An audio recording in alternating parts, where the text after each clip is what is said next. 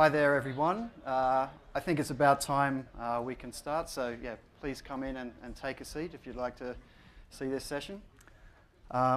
Welcome, everybody, to Information Architecture for Site Builders. My name's Murray Woodman, and I've been working with Drupal for about 4 years now. I've spent a lot of my time as a site builder, but I also do my fair share of module development as well. In a former lifetime, I have been involved with the semantic web and with technologies such as RDF and topic maps. And I've got an interest in sort of data modeling and basically the patterns around data. So what I want to do today is introduce you guys to a few concepts, a few sort of diagrams and graphs, and basically ways of thinking about the objects you have in your system and how you can then best represent that in the site building experience. So we're not really going to be going sort of deep into any particular module or code, but what we'll be doing is largely having a look at data structures and how we can sort of use those ideas to build out our sites.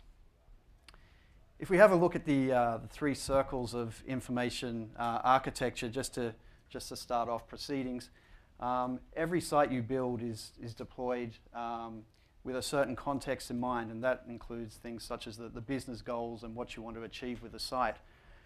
You also have users in the mix and the things you want your users to be able to achieve, the paths you want them to take throughout the site, and the goals, the actions you want them to take. And underpinning all of this, we have content, and that is, how much content is there, what is the nature of this content, how much does it change, and basically how you're going to manage and structure that. And that's what I'm going to be talking about today, basically how we can build out the structure of this content in the site building context. So when you sit down to build out a Drupal site, it is a creative process working out how you're going to be modeling your entities and fields and whatnot. And in that sort of design process where you're working out how to structure your content, you bring to the fore these various patterns that I'm going to talk about today. And then during the site building process, of course, that's when sort of the data model actually becomes apparent in the underlying structures of Drupal. So the four patterns I want to talk about today is firstly aspects, and that is dividing out the horizontal and vertical components within your website. Secondly, I'd like to talk about types and how you can have sort of multi-typed objects and how you can best represent that within your website. And relationships is another big one. There's a couple of modules such as entity reference and the relation module. They've both got their pros and cons, and we'll be looking at how you can build out data structures using those. And finally, we have faceted classification, and for me that's where the rubber hits the road, where you have these sort of structures being reflected in search interfaces and things like that. So moving on to the first part of the talk, aspects. Here we can see a lovely picture of some cake, some vertical slices through with some horizontal structures in there. When you're solving problems, one of the concepts that is in computer science is basically decomposing a problem according to separation of concerns, by focusing one's attention on a single aspect. So instead of having a massive problem and trying to solve that problem in one go, you break it down into different parts, come up with simple solutions, and then have those solutions apply across other areas of the site. If we have a look at Drupal and the way it's structured, we can see that there's a whole mass of these horizontal cross-cutting aspects, if you like, to the system. So Drupal is sort of made up of a number of these layers that are independent but operate together. So this really isn't so much of a concern for site builders, but it's a good thing to keep in mind, and we can apply these principles when we're building out our site. So what's the secret of Drupal's success? Well, I think we've probably all got our own ideas with this, but for me, I think a large secret, part of the secret is that the core and contrib modules are largely concerned with these horizontal aspects. That is, the solutions that contrib modules throw up often are there to apply across all the different content types that you have. So all of our favorite sort of parts of Drupal and these sort of contrib modules are all concerned with these horizontal aspects. However, when we're acting as site builders, we are solving specific problems for our clients. So we tend to just sit down and crack out the, create some new content types, and we solve those problems by building out our content types. However, what I really want to emphasize is that we probably should be thinking about some of these horizontal aspects as well. So we should be trying to get reuse out of fields, out of taxonomy terms and vocabularies, as well about thinking about presentation and metadata, because all of these things are horizontal concerns. So if we have a look at the kind of process we go through when we're building out content types, I've got a few examples here of page, article, place, and event. We can immediately see that a lot of these horizontal concerns are actually sort of the dominating thing. For example, thumbnails and descriptions, the image styles that we get reuse with, the view modes that can operate across the site, and vocabularies, of course. All these things are horizontal. So I'm just suggesting sit down and think about these concerns before you crack out and getting stuck into your vertical aspects. The vertical aspects we can see here are things such as the author and the event location and date and things like that. But these things really are the minority when it comes to building out your content types. So just coming down to a few little quick tips, thinking about these horizontal concerns. Basically, if you have fields that are semantically the same across your various content types, just call them the same thing. Don't namespace them with the content type. That way you've got a common index, and that's going to be very helpful for when you're using views, filtering on that, sorting on that, as well as when you're sort of using search interfaces as well. So if we have a look at these fields, I think Jeff Eaton calls this the concept of chunking information across your content types, and this is basically a similar idea where you're getting the reuse. Another really interesting horizontal sort of pattern I've run into is with various view modes and how you can use those across the site. So if you say every single one of my content types must implement these, say, 3 or 4 view modes, you are guaranteed of being able to render those things out consistently across your whole site. So when you're using views, you don't have to break down and sort of start using fields. You can reliably use rendered entities and view modes to get that consistency. And so once you do this, it really frees you up to build interfaces that are going to be very consistent, and it's going to be quite easy to add new content types in and not really have to worry so much about the presentation. If you're interested in this, I thoroughly recommend checking out the Display Suite module, which allows you to customize your view modes. Metadata is a pretty obvious cross-cutting one, but I'd just like to draw attention to the Open Graph Standard and schema.org. Schema.org is a consortium of Yahoo, Bing, and Google, and they've sort of come up with a bunch of schemas on the web. And both of these standards are sort of just focusing on name, description, image, and URL to describe resources. So I would recommend thoroughly, making sure all of your content types have a description and an image, so that's working consistently across your content types. Now, all these horizontal aspects that we've been talking about are reflected in the way you build out your features. Originally, when I suppose the concept of features was mooted, at least this is the way I thought of them, they would be sort of little silos of functionality and configuration that you could drop into your website. But reality is a lot more complex than that, and they've got to, features when you use them, have to sort of contend with all these horizontal concerns. So I think when you're trying to plan your website and these various structures, you've got to sort of think about how they're going to be reflected in your features. So one of the basic patterns I use is to have a feature for each content type, and then maybe your vocabularies, which are cross-cutting, are then used as dependencies, and then you're getting reuse across your image styles and view modes as well. Another interesting one is roles. Roles is a pretty sort of curly thing. That's going to be set different for every website you do, but that is a cross-cutting thing that works across your permissions and your text formats. So one of the patterns I've used there is to just have a little feature for your roles, and then that becomes a a dependency for these other components. What I've got here is not necessarily going to work for you, but I'm just trying to get you guys thinking along the lines of how you can design these things out without sort of running into sort of dependency problems. So yeah, takeaway for this section is, let's plan for the horizontal. It's good for two reasons. It's great for you as site builders because you're going to be building more simple systems that are going to be more flexible, and ultimately they're going to be more expandable in the future because it's much easier to drop in vertical components once you've got all the horizontal stuff sorted. In terms of information architecture for users, it's great for them as well. They're getting consistent interfaces and having to think about sort of the structure of your site in a consistent way. And that's going to make things more predictable and understandable for them.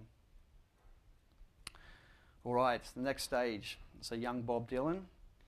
Bob's a very talented man with many different facets, and we'll be using him as an example for this next section. What is a type? It's a fairly simple definition. A type is just a category of things with common characteristics. And in Drupal, of course, that means entities with fields. If we sort of have a look at how PHP sort of does things, we can see that any one class, which represents a type, can only ever extend a single class. There are ways to get around that through things such as interfaces. And the example I've got here is you can see a theme and a developer can implement, well, the class person can implement theme and developer. So it is possible to get more types in on that person class, but you still have that basic idea of single inheritance. And Drupal is very similar. We can see that we can have multiple entity types, and the one I've got here is a node. You can see that there are several bundles that any content type can support, article, page, and event, for example. But an event can only ever support a single type. So an event cannot be an article and a page. And this is a little bit limiting because we've only sort of got these single-faceted sort of nodes. Out on the web, things are a lot more complicated, and in real life, things are a lot more complicated. People perform many different roles in their lives. They have many different facets. And so, for example, Bob Dylan, he's a singer, a songwriter, and an author. Freebase is a site on the web that is a massive semantic database of pretty much everything in the world. And the way that they get around this is by giving each of their content types a different facet or a different set of properties. So we can see, say, Bob Dylan in the Freebase view of the world is not only a person, he's a songwriter, a composer, an artist, and a book author. Over at schema.org and with the schemas they've built out, they've got a type hierarchy, but each one of their sort of classes in their system also support this multiple inheritance sort of approach. So we have a hospital is not just a hospital, it is actually a civic structure, a local business, an organization, a place, as well as being a thing. And it's this compositional approach to objects that we can move across and use this in Drupal. And there are three main ways I see of being able to do this. That's called reusing fields, using a field collection, or perhaps linking in another object with an entity reference. Each of these three approaches I'm going to describe sort of have a fairly similar UI, which you can see there. Basically, the edit form of the node or the content is adorned with these extra fields. So in the case of just reusing fields, it's very simple, quite obvious. It's just a case of plugging those extra fields into the content type, and just by adding these extra fields in, you can sort of be just extending your objects out with these different types. So that is the most lightweight way, and it's probably a thing that we all do naturally without thinking about it. A second approach would be to use a field collection, and this is where you have an entity that is just a collection of fields, and then you can plug that into the subject by embedding that field collection in. So if you haven't checked out the field collection, it's a really handy way of building out objects with just a collection of fields. The other really cool thing about this is that because it's an entity, you're also getting your view modes associated with that. and it's possible to plug in different displays for this field collection. And so you're going to be getting reuse across that if you're reusing that field collection. I don't really recommend this approach. I think it's a little bit sort of heavy to be using another, sort of throwing another entity into the mix. If we have a look at the third approach, and that is with entity reference, I think this is more of an interesting model, because not only are we plugging in the extra fields through an entity, but we're also getting the goodness of business logic and the view modes that can be associated with that entity. So like the classic example of this in Drupal is, say, with the commerce module, where you have a product and then you have a display product node, and that product is linked in with an entity reference field. So you're getting the fields, and you're also getting all the business logic.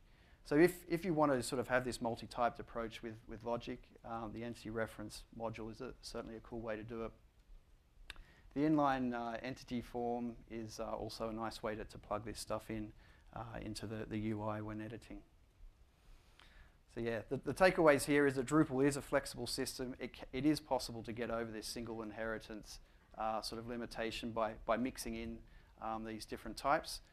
Using shared fields is perhaps the easiest way, and entity reference is the most powerful if you want to be building in some logic as well. Okay, third section. Kevin Bacon. Can anyone guess why I've got him up here on the screen? Yes. Yeah, it's the 6 degrees of Kevin Bacon. I've got to get a bit of audience participation here. I don't want to see too many people going off to sleep. But yeah, this is a cool part of the talk.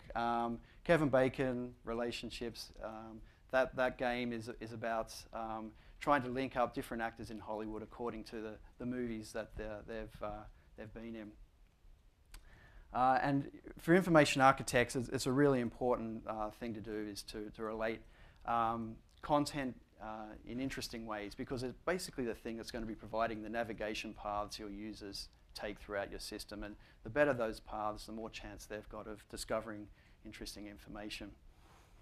The basic foundational concept I'm going to be talking about here is a triple, and this kind of idea is found in RDF, but it's also got its analog in Drupal with fields hanging off entities.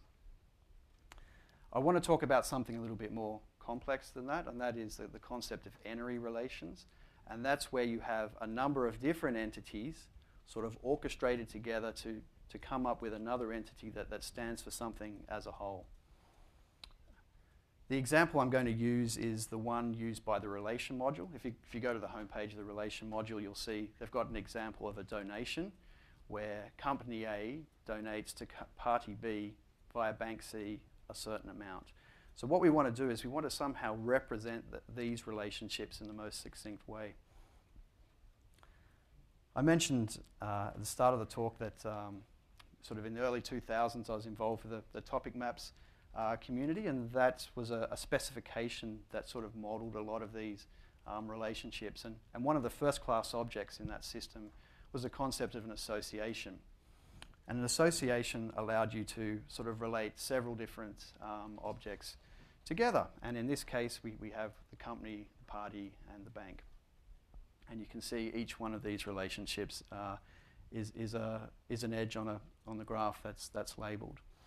And the cool thing about topic maps was that you could plug in any number of these sort of objects that were joined. It wasn't just a binary relationship. You could have n-ary relationships where you were relating a lot of things. In the RDF world, we have a very similar sort of structure as well, although this has been done by sort of building things up. So we come up with the concept of a resource, which is the center point, and then each one of these triples is then built out to represent this n-ary relation. So you can see that if you just go back to topic map and then go forward, they're both pretty much the same kind of structure. And if we come across to Drupal, you can see we can model this in exactly the same way using entity reference.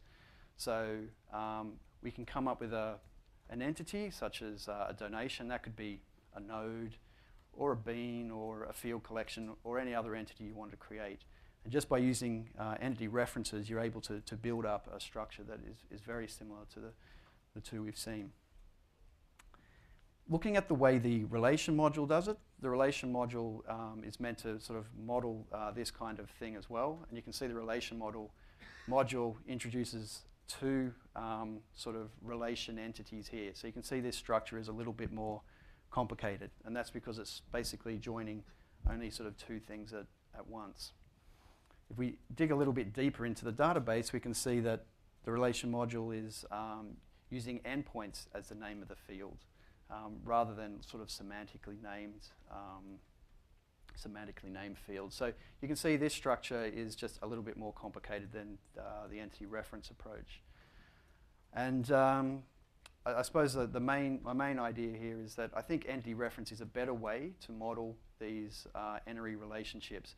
It's a simpler model, it's much more flexible, and it reflects the resource-centric approach that we have on the web.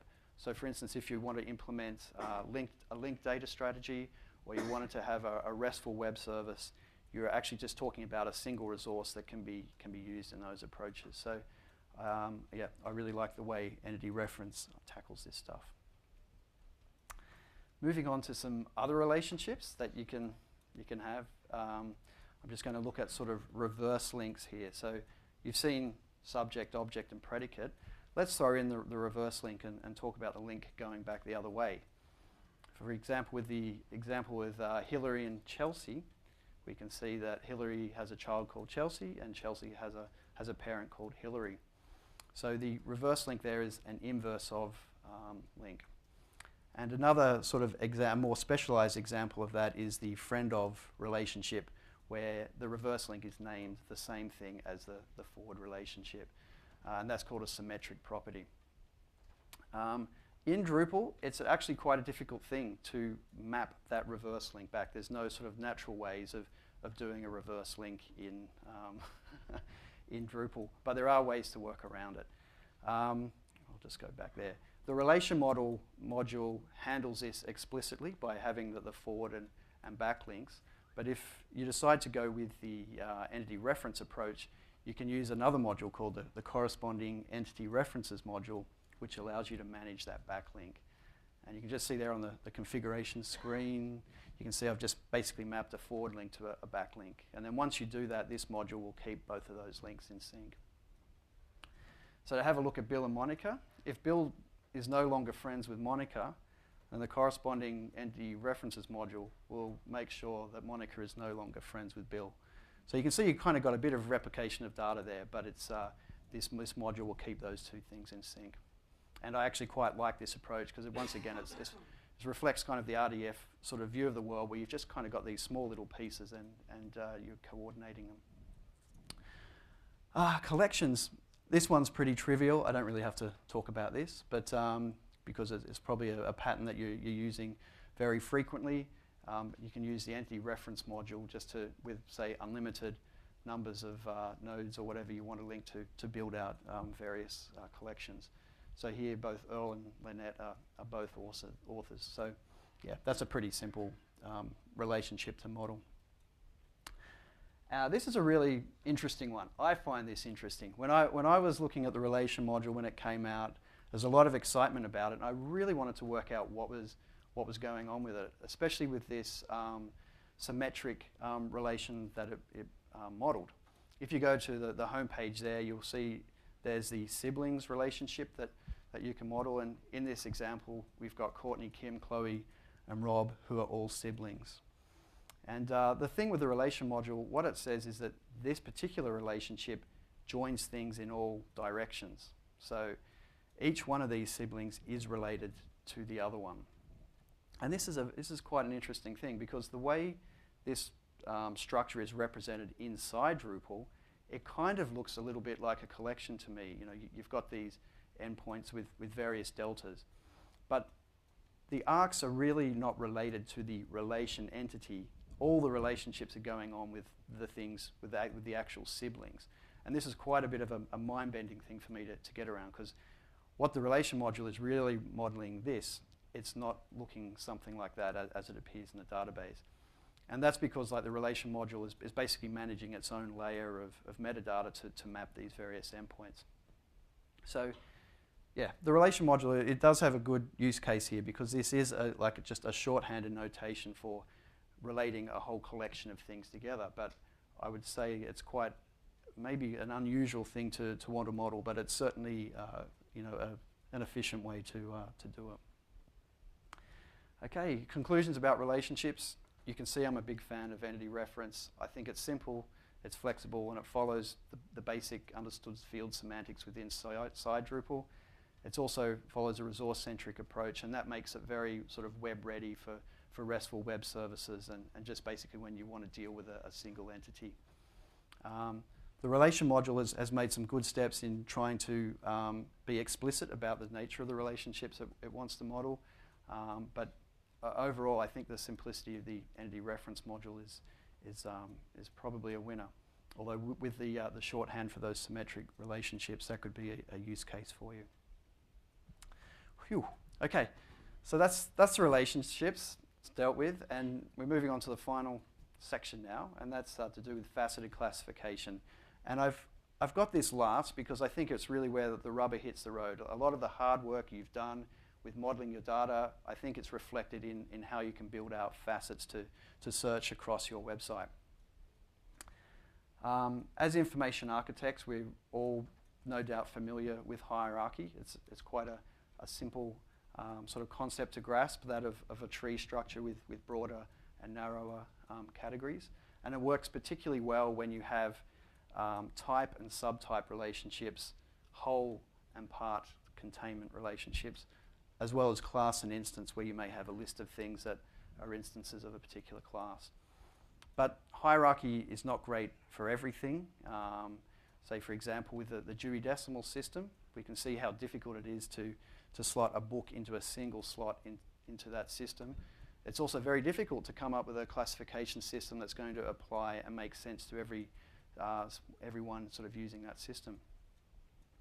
On the web, we've had DMOZ, the Open Directory Project, and Yahoo. They've both flourished and fallen away as sort of alternative navigation and searching methods have arisen. So we've seen the rise of tagging and folksonomy, the rise of search and using labels instead of nested folders, as well as faceted search and self-organizing interfaces. So what is faceted classification? Well, it's basically where you divide up a set of content into various dimensions, and that is using multiple characteristics that can be applied to every single member of that set of whatever you're looking at. So instead of using a single predetermined hierarchy, we're actually using sort of properties that are intrinsic to those objects that you're looking at. And this brings a lot of advantages. So I know it's a funny example, but it's the way it worked out in the end. I'm searching for a blonde woman, but I don't know her name. Now, stop smiling, John. If I didn't know the name of that person, it would be a very difficult thing to search for because I don't know the magic string to enter into the search engine. But using facets, it's possible to narrow down the field to find the object you're looking for. So using this guess who name, we can apply the facets to find out who the person is I'm looking for. So this is everyone. This is me filtering by the gender facet. And so we're just selecting all the women here. And this is me searching by the hair color facet for blonde women. And lo and behold, we've got Anita. And this is the basic principle that can be used with facets. So it can be used in conjunction with search, or it can just be used on its own. And it's very good for slicing and dicing up large data sets that are difficult to search. Using facets is cool because we can be a little bit more rigorous about the way we want to define our facets. Each of the terms should be mutually exclusive. That is, they shouldn't intersect at all. And when you add up all of the terms, they should be collectively exhaustive and cover the whole field. And so once you've done that, you're kind of doing a bit of a mathematical sort of intersection when you are sort of dividing these sets up, and you're going to have more efficient use of your facets if you organize things like this. A little design tip I've got would be not to be aware of sort of big aggregates of things which sort of mix and match stuff that's not the same. So for example, in this case, do away with this hierarchy and break it out into these two different facets, and you're going to be getting much better reuse from your faceted search. What kind of stuff makes good for good candidates for facets in Drupal? It's all of the horizontal things that we've been talking about. So this is where your sort of information design at the start of the talk comes to fruition here. We've got types, categories and tags, authors, languages, and even sort of locations can be used to use for facets. You might have domain-specific things such as t-shirt size or t-shirt color, and they make very good things for this kind of thing as well. This is not a particularly new idea in Drupal. I mean, you guys are probably all familiar with Solr, but most of these recipes around faceted search revolve around the Solr search engine because it's very good at returning rows from large data sets where you're searching on different columns. Typical MySQL search is not so good on that because it can't sort of index across, have multiple indexes on tables. So that's why the Apache Solr search engine is great. The Facet API module, in conjunction with the Search API module or Apache Solr, will basically combine to provide you the interfaces you're after.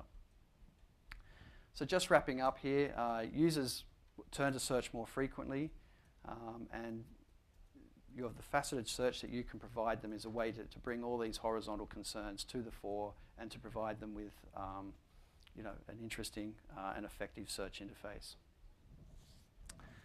So yeah, time to wrap up here. I've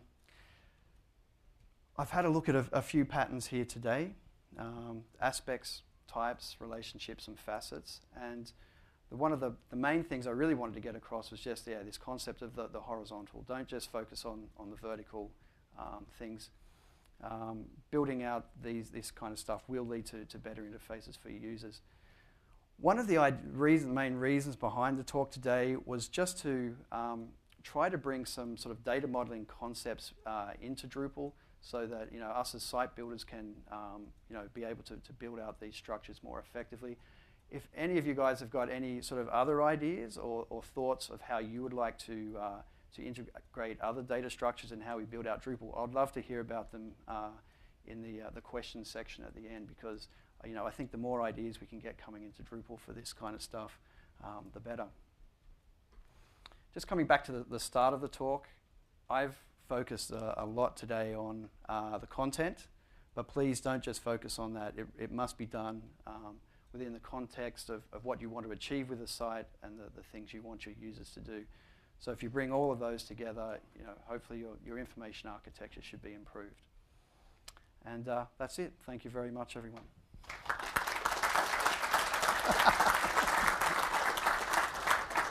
All right, I think I've actually got quite a bit of time. I seem to have cruised through that pretty quickly. So, if anyone's got any questions or suggestions or ideas, I'd be really, I'd love to hear from you. Has anyone got a question? Oh yes, up the back there.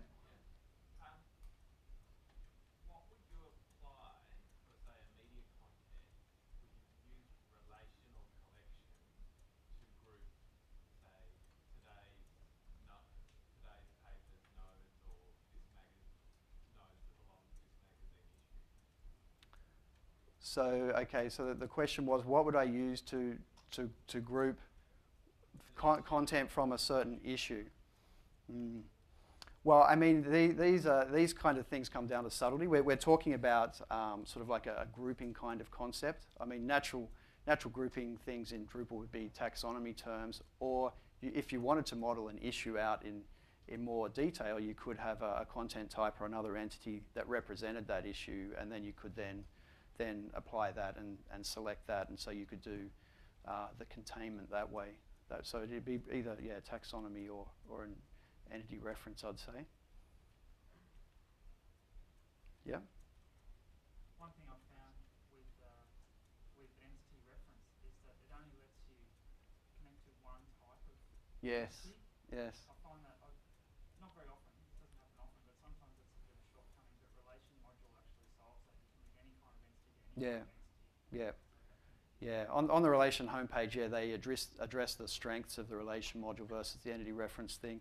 That's one of them, linking to other entity types as well as apparently entity references can't be versioned as well, and that's one thing that they don't want to sort of add in. So there are some shortcomings there, but that shortcoming you talk about is also something that is very similar with search as well and Solr. You can only sort of chuck in. You only have an index into a certain entity type. So, yeah, generally, you know, I mean, I'm quite a fan of nodes, and I'm quite happy to build out stuff as content types for for those reasons, because you don't run into those problems, and especially with the search. But yeah, that's noted. That is certainly a shortcoming there. Yeah, behind you. At some point when we're talking about relationship, you said there's field collections. Yes. But you kind of gloss over it. You kind of said, well, I prefer using entity reference. Yes. But I wasn't clear on why you preferred entity reference over field collection. Okay, so yeah, the question was, why did I choose entity reference over field collections? I really like field collections mainly because they're very good to use when you have sort of lots of them, and you want to represent a collection of things, and you just want to quickly model them out. So you could just have, you could come up with the person field collection, and then just have a collection of people, and so that's very good when you have multiple things, because it's like a little container where you can just sort of slot all those field collections in. However, when the use case I'm talking about here was just for typing, really. So we were just going to be importing those fields in once. So if you have a field collection and then you're just pulling those fields in, it's just a little bit heavier. You've got another entity in there, and so when you're doing a views query, you're going to have to go from your node to the field collection and then sort on the fields, right? So you just got another join in the thing. So I mean, it's just a small thing, but if you don't want to do that, then probably just going the lighter weight way with the fields would be a way to do it. Sometimes if you create an entity reference, it means a new node type, and wouldn't that be a bit heavier on the system in some ways?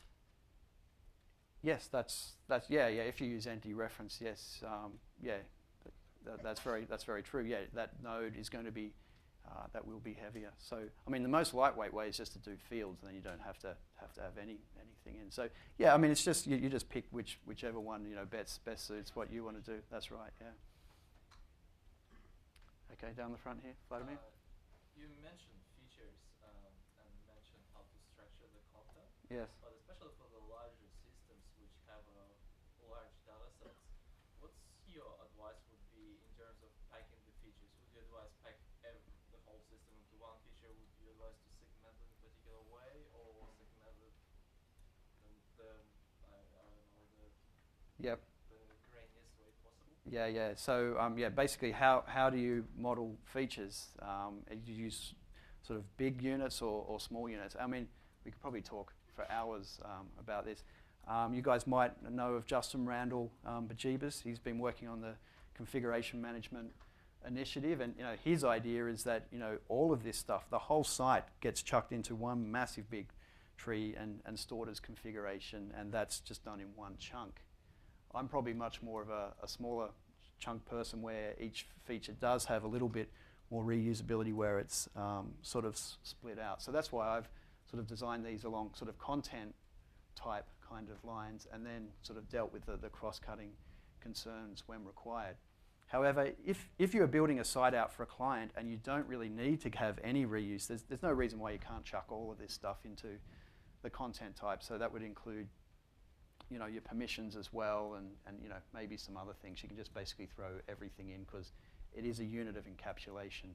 But other systems I've seen, you may have sort of layout features where you're maybe using context and other things to map these things in. So you can have a whole section of layout features, for example, where they're cross-cutting sort of concerns as well. So it really depends on the kind of site you're building, and if you want to get the reuse out of the features that you're building. Yep, up there. What's the process you go through with getting buy-in from your clients on the way that you've broken down their information architecture and then How do you get buy-in from the client on how you're structuring this stuff? I personally think at the end of the day, as an architect or whatever, this is the expertise you're bringing to the field, and you've got to make the best decisions. Of course, they're going to have trade-offs along the way, and sometimes there might be line ball cases where you don't know if something should be an entity or a content type or something else, and I suppose then you might go back to the client and discuss, can you see any future requirements around these things? Sometimes it's good to know what's coming down the road to see if you can make those design decisions up front. You can make better decisions then. But generally speaking, I'd say it's the ball's in your court when you're modeling the data. Like going with like a plan of all the content types and sort of showing them roughly how the fields are shared.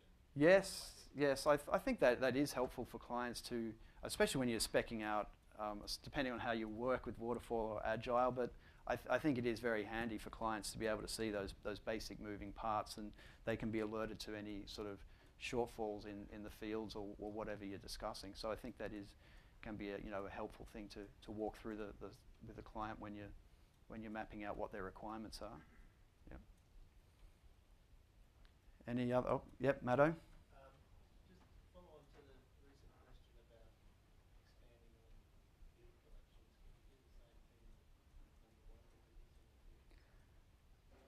Yes, well, I mean, with if you're just chucking fields on, hey, we do it all the time. Let's say we've got a thumbnail field.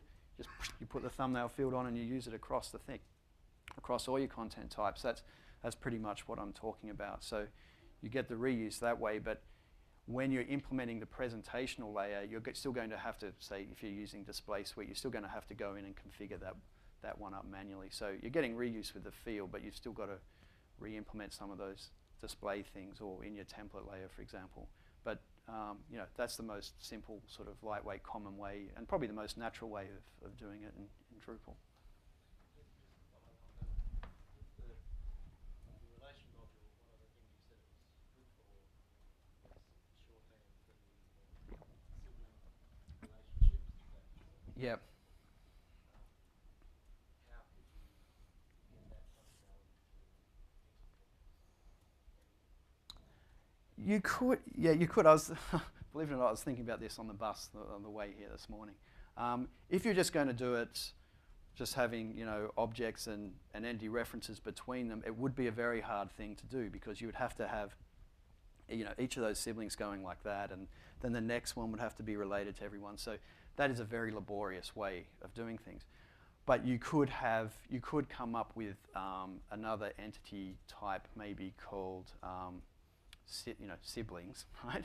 And then you could basically have a collection. So you could just have sibling field that's unlimited, and then you could just chuck them all in there. And you could even give it a title and call it the Kardashian clan or something like that. And so then that's an entity in itself. And but to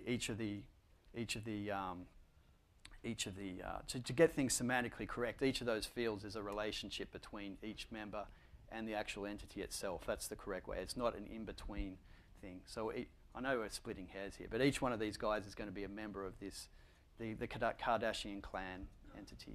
So that's a bit more of a complicated way of doing it. It's not so natural. You've got to go away and build that structure and then maintain it. But that may make sense. But if you're just having a lightweight, trying to relate these things, then maybe the relation module is the way to go.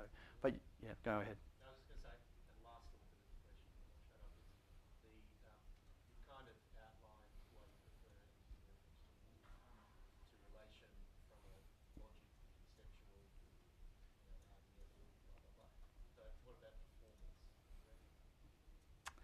I haven't done any performance things, but there are less moving parts in the entity reference one. Certainly for that donation example I gave you, you've got one less entity type there. Okay, so if in the relation module you'd have to have two relation entities. If you wanted to add another thing, a link to another thing, maybe I don't know. Just say there was a lawyer consulted, and you want to plug that lawyer into that relationship. You're going to have to map another entity, as far as I understand, another relation entity in. So it's not really a scalable solution, because you're just making more and more, as far as I understand, more and more relation entities to get this more complex structure. Whereas the entity reference module It's just going to be, just have one entity in the middle and these things hanging off. So that's a simpler structure, I think, and it'll be more efficient to navigate that graph with views and things like that. But in terms of querying and displaying this stuff on the page, I'm not really sure how that works. But I think the entity reference module could get a few more smarts. There could be some more contrib modules to handle this kind of stuff with the presentation of this stuff. Maybe a field formatter can work out, oh, look, this page is about Kim. I'm not going to show Kim in this list of things. You just show the other siblings. Maybe there are certain ways of working around that. But the entity reference module is pretty, it doesn't have any smarts about what it's, you have to sort of augment that with other modules. Just up the back there. Yeah, so there's a kind of an old chestnut to do with that choice between whether you can have one content type or two, and say some fields that you're using less than half the time. And I guess an example would be if you had, say, announcements. Of course, they've got a title and a body with an image. Yep. And then you differentiate them. Some of them are describing events, so they need a date field. The other ones are just sort of news items that don't have a date field attached. Yep. And in a way, when you think about it, the only thing that is really unique about the news item is that it doesn't have date. Yep. Why aren't they just one content type? It could well be. You could decide to call your content type, something slightly more generic, and that's an optional field. And if that works for you, that's cool. So I'll just restate the question. What do you do with content types which kind of have optional fields where you're split between making up two different content types? Is there an objective criteria for the decision to have two content types instead of one? Is there an objective criteria? They're just decisions. They're just decisions you make. I'll just do a little throwback to say relational databases and how you represent these sort of different types. There's three ways, if I remember correctly. There's the one way of having a super wide table with all of the properties from all the different types. The second way is to have a separate table for every type, and the third way is to have a basic superclass table and then subtables for all the subtypes, right? So even in relational databases, there's three ways to model this exact thing. And in Drupal, you're facing the same problems where you've got, you're basically deciding. At the end of the day, I think it's a practical thing. And oftentimes it comes down to what do the content editors expect? Do they want to go in and say, I want to create a new event or a new whatever? Sometimes you can divide a site up like that to make it sort of logical for them, a natural thing for them to do. So yeah, it just depends. I know that's not a very good answer, but it just depends, really. On that point, I'd just say that we really need to have inheritance between our entity types. We need to have inheritance between our entity types. Can you sort of flesh that out a bit more, Jonathan? So you could have a single bundle, and then you have another bundle which inherits from the first one. Yes. Adds another field. Yes. That would be awesome. And when I first heard of bundles, I thought, oh, wow, this is cool. We're going to get like these interface kind of things on entities. And then I realized, no, it's not. It's that single inheritance thing. So yeah, that's what I'm kind of driving at, is how can we do that? And you're saying you would like to have a bit more of a formalized structure for what these inheritance things could be. But that's basically what this inline entity editing module does. You can say, okay, this is an entity reference, and just plug it in here, and so you're kind of building it out in the content type still, but it's just not an explicit concept in Drupal core.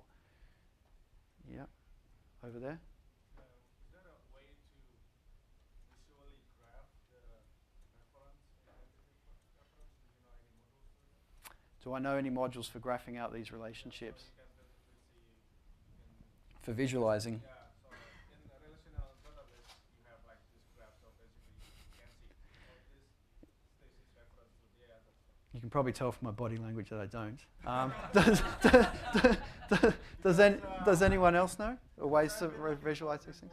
Yeah. It's really helpful when you get a new site that you didn't build, so you want to know. Yes. Yeah, I know what you're saying. I'm not actually aware of it. I've got to say. They have like this graph, right?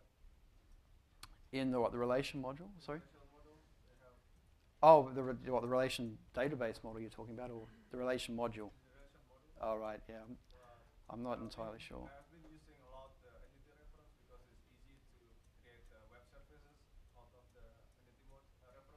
Yeah. compared to the relation. So Yeah. just wondering whether you don't, because No, I don't know. When I was doing this talk, actually, I had to work out a way to map out. Come on, computer. To map out these various relationships, and I came across this GraphViz open source project, where you can sort of just do a text file, and then it will render out these things. So I don't know. Maybe you could write a little module just to go through the various sort of entity sort of definitions and pump out a text file and do it. But yeah, I don't know apart from that really. Murray, I think what he's referring to is the relation module. Yep. According to the Duff on the page. Yep. Works with, I think, GraphViz or. Oh yes, yeah. Sorry about that. Yeah, I haven't checked that aspect of it out, but yeah, there must be little connectors to visualizing things, and yeah, I don't think that would be hard to build something like that. Yeah, it's just a matter of of putting that together. But yeah, I don't know is the answer. Anyone else? Yes. Right. Okay. So in Drupal 6 there was node relationships module. Yep. Cool. Anyone else? Has anyone got any patterns or anything? Any sort of other ideas that we can throw into the mix? I basically went through the OWL, the web ontology language specification, and had a look at the various properties in there and worked out how they could map into Drupal. Has anyone got any other cool things? Well, I'm just kind of like my mind's just kind of generating right now. What about the use of like let's say taxonomy? Just now with Drupal 7, you can actually add fields. Yes. Taxonomy. Yep. And then use taxonomy reference. I don't know if that's kind of the same idea as an entity reference. Yes, it is. Yeah. So are terms and taxonomy reference the same? Yes, it pretty much is. You know, it's just that exact relationship. And just in terms of the trade-offs between, say, content and taxonomy terms, I think for the main advantage is that terms have this concept of a hierarchy built in. So when you're building out your vocabulary, you can add that nesting in. And for me, that's the main advantage of terms over sort of nodes. I mean, they're probably a bit more lightweight as well, but that is the main feature that you get out of them. So if you want to support that hierarchy, yeah, go with terms. Oh, sorry? You both get the both so well. Yeah. I've got the two technocrat boys down here fighting it out. Come on. Did you mention the inline entity form? Yes, I did. Yep. I was Yeah. That got a bit of a. I don't know what's going on there. Sorry, guys. But yeah, the commerce guys have. It's a bit of a snafu. The commerce guys really have been thought leaders in this area with the entity reference and entities and the inline editing form. That's down to them, and you know, I think that's a great step forward. And I think in the future we're going to get a lot of that pattern reappearing, where you want logic and data sort of being able to plug into other objects. Well, it's more of a hardcore thing. I mean, if you want to go away and write your own entity, feel free. And then, you know, it takes a bit of effort and know-how. The field collection module is, you know, much easier to get up and running with, obviously, because you're just building out the fields. So, you know, if field collection is going to do it for you. But other people I've spoken to just hate the field collection module because they don't like the concept of, you know, fields, and they'd much prefer to build out an entity with properties and have the database tables the way they want them, you know. So it just depends how comfortable you are with on that spectrum. So you're asking about other patterns. Yep. And I thought I'd just mention that in PHP we're getting this new concept of a trait. So you know, inheritance is very hierarchical, where you can only extend from your parent, whereas traits give us this more horizontal inheritance, like what you were describing. Yep. So you can actually have a set of methods which you can put into a class. Cool. So you know, it might be that there's a pattern there that Drupal could benefit from as well. Yes. Yeah, that's good. So James has mentioned traits in PHP. I'm not up with those, but yeah, I'll have to research those, James. It's a good idea. Cool. You've got like bundles of chunks of code that you can reuse across multiple classes. Yep. Yeah, nice. Yeah, well, that could be an interesting model, right? So you're not just getting fields, you're getting functionality going across your content types, you know.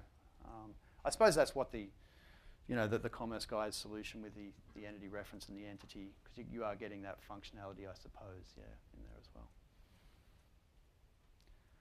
All right, I mean, the talk today, guys, I know it was maybe a little bit high level, but I hope you've sort of, you know, got a few little sort of ideas out there. So when you're sitting down in front of your computer and building out your content types, you can just have a few of these ideas bubbling around in the back of your head and maybe apply them. And hopefully, you know, as site builders, you're just going to have, you know, an easier experience, yeah, putting your sites together. Is that, I don't know how we are for time, Alistair? 4 minutes. Oh, cool. Okay. Well, 3 minutes more for questions. Anyone else? I'm getting quite enjoying these questions. Anyone? No? All right, one more. Yeah, I guess you are asking about other patterns. Yep. And we do have pretty tech guys in the room. So I just thought I'd mention, I had a pleasant experience building a site with just, you know, 3 content types. One for a page and one for people and one for documents. So then page has to be a lot of things. It's what would be a page and an article and a place. Yes. And an event on your column. Yep. And it makes it really easy for the editor, because they just create a page and then they can have it showing up in all kinds of places as a slideshow on the home page, which then turns into an event when a date gets added to it, and then they fill in the location details and a map shows up, and then that all gets created as a news item or into an archive. They can move it around in those ways because it's just a single content type. Right. And that seems to be working really well. I can imagine the database will still be able to handle it with Yep. tens of thousands of these just pages. But the question is, can anyone see that approach coming undone? Did I make a mistake by not having pages and events as 2 separate things?